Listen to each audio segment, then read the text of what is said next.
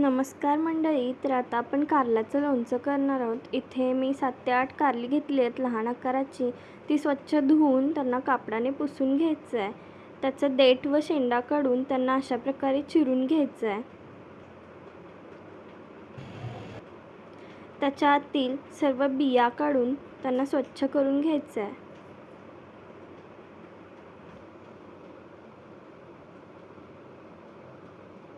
अशा प्रकारे आपल्याला सर्व कारल्यांच्या बिया काढून घ्यायच्या आहेत आणि त्यामध्ये मीठ भरायचं आहे, जेणेकरून त्यातील कडवटपणा निघून जाईल.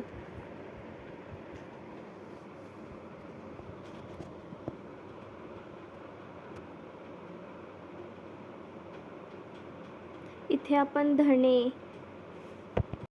लसूण, हिंग पावडर, जिरे, तीळ व मीठ आणि साखर घेतली आहे.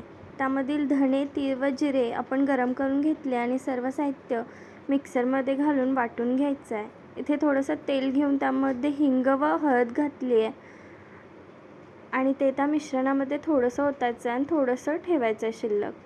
हे सर्व मिश्रण आपल्याला त्या कारल्यांमध्ये भरून घ्यायचं आहे.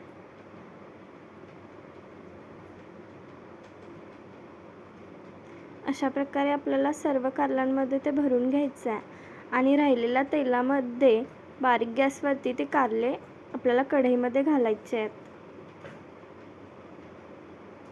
आणि थोडंसं गॅस बारीक ठेवूनच त्यांना परतवून घ्यायचं आहे.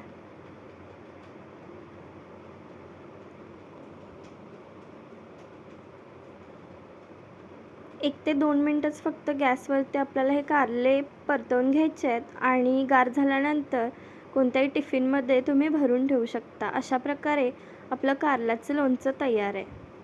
ते तुम्ही फ्रीजमध्ये ठेवून 8 ते 10 दिवस वापरू शकता.